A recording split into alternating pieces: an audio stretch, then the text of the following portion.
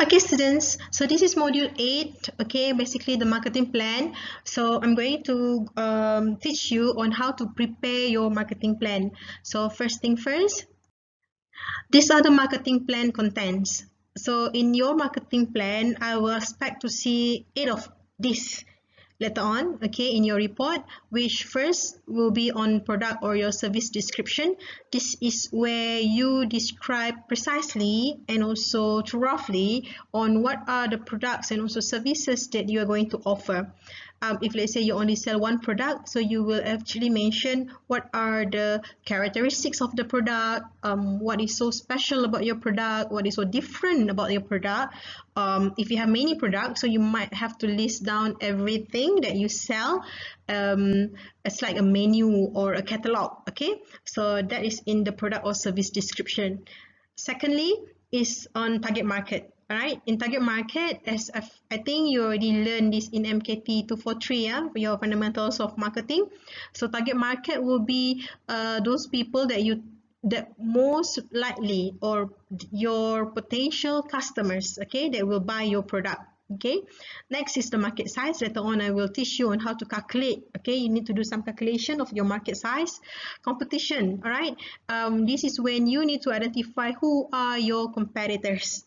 All right, so if you're selling drinks, for example, a coffee shop, then you might know that your competitor could include the Starbucks, okay, Bing, those the boba shops and so on. All right, and then market share. Later on also I will teach you on how to calculate the market share, sales forecast. All right, this is when you wanted to make sure that you need to predict. Okay, you need to predict how much the sales that you're going to earn every month for the first year. Okay, and then the prediction will be in the second year and also the third year as well. Number 7, you will actually also show me your marketing strategy, right? Basically your 4 P's. Still remember your product, price, place, and also promotion. And lastly, on the marketing budget. So as I've told you just now, the product or service description are those things related to the description of your product. Okay, you state clearly the value and benefit of it. All right, and then you can make use of these elements to actually shows that why your product is actually so special or so unique. Right. Next, your target market. Now, this can be in terms of demographic factors. Okay, is it behaviors, is it interests, and so on? Who are there? And then you estimate how many of them from the total population of the business location. So that's why just now in the chapter 7 or module 7, you need to identify where you wanted to do the business, right? Is it in Miri? Is it in Kuching? Is it in Kota Samarahan? Okay, so that you'll be able to later on estimate how many of them, okay, how many of your target markets. This is important so that you'll be able to later on calculate, right? To calculate the market size, okay? So now let's look at the market size estimation. Now, let's say, for example, in that particular one place, there are 100 people, okay, 100 people. But you must know that this all population, okay, all population are not necessarily your target market, and not all of them will be interested to buy your product. Okay, so as you already identified, let's say based on demographic and behavioral factors, right, you estimated that out of this population, 40% will be your target market. Okay, 40% will be your target market. So you will be able to find out that 40% out of 100 packs will be 40,000 people. Okay, so this 40,000 people will be your target market. And assuming that, let's say, a selling price of 1 unit of your product is 10 ringgit. Okay, so you must know how much are you selling a unit of your product. And then you assume also each of them will purchase the product, let's say, twice in a month. Okay, if make sure that when you said this, yeah, it must be something that is what they call it, realistic. Okay, you don't say that, okay, people will buy my product every day. What is your product? Is it newspaper? If newspaper, yes, people might buy every day. Okay, but when you talk about, let's say, you're selling cheesecake, for example, will people actually buy your product every day? No, isn't it? So you might need to assume that perhaps people will buy twice in a month. Okay, which is perhaps 1 week and alternately. All right, that means twice. So from that 40,000 which you get from here just now, 40,000 packs, all right, times with 2 times, because you said that people will buy twice in a month, right? So times with 10 ringgit. Where do we get this 10 ringgit? This is the selling price of 1 unit of your product. Okay, so you times with 12 months, right? Then you can get this 9.6 million for a year. All right, a year. Now this target market is in the ringgit value, which is RM 9.6 million. Now you need to know that this 9.6 million is not yours. Okay, it's not yours, because remember, you are not the only seller. All right, you're not the only seller. Therefore, this particular amount will be shared together with your competitors. That's why you need to identify who are your competitors, evaluate their strength and also their weaknesses. You don't have to be so detailed about this. You just have to, let's say, assume that, oh, okay, if you are selling coffee, for example, then you might know that, okay, there are many people who love Starbucks, people who loves coffee beans, Bing, okay, and other coffee shops. So from there, you will see that by estimating, yeah, how good are they and how not good they are, okay, in terms of their weaknesses, then you can estimate a percentage of how much is their market share based on the evaluation of the strength and weakness just now.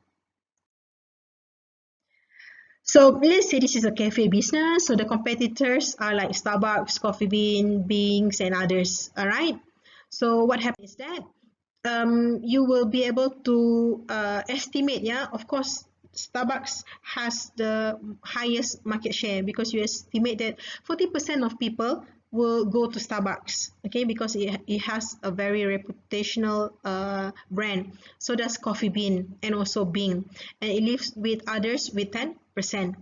Next, what happens is that, so you will do the estimation. Remember 9.6 million just now? Okay, which you already calculated in the estimation of your market size.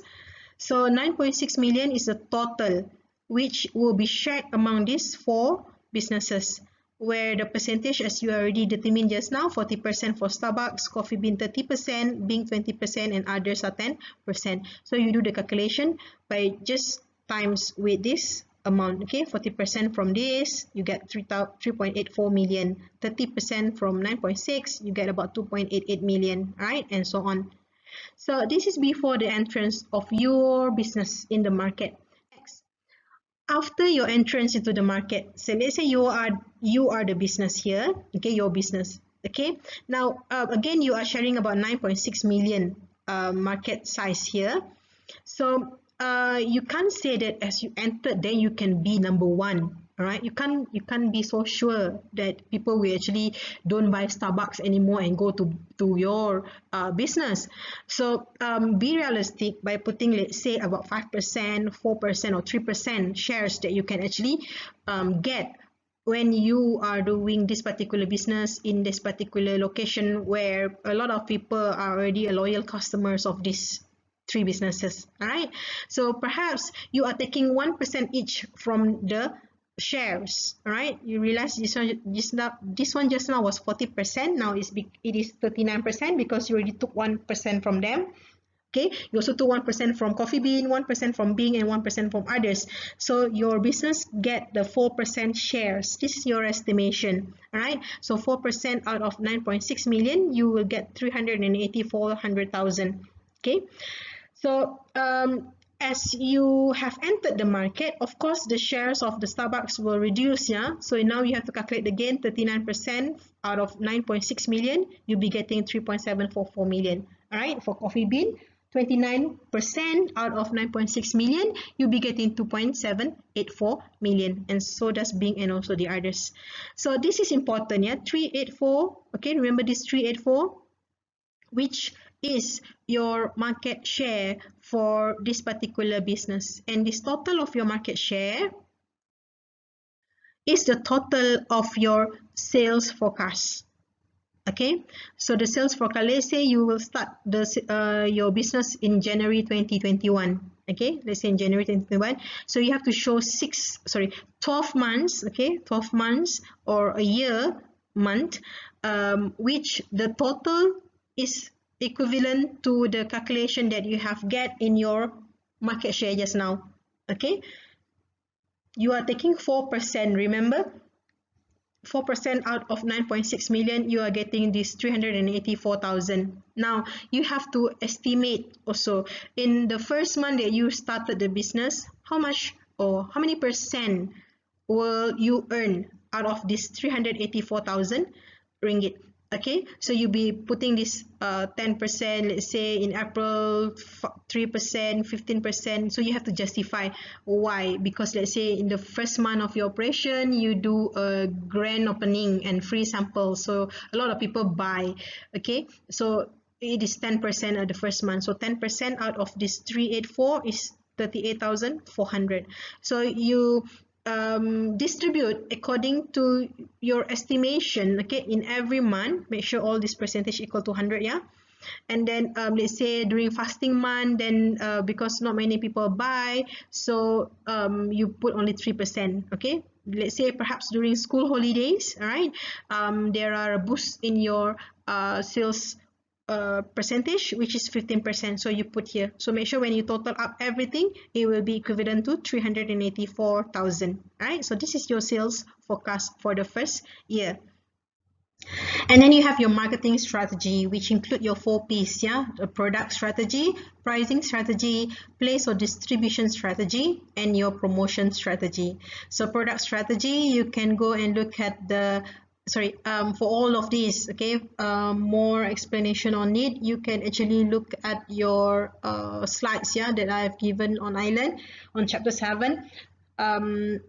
What type of strategy that you'll be using to make sure that people wanted to buy your product. Okay, pricing strategy, remember you have the pricing based on cost, okay, pricing based on the value, perceived value, and also pricing based on competitors, which is the status quo.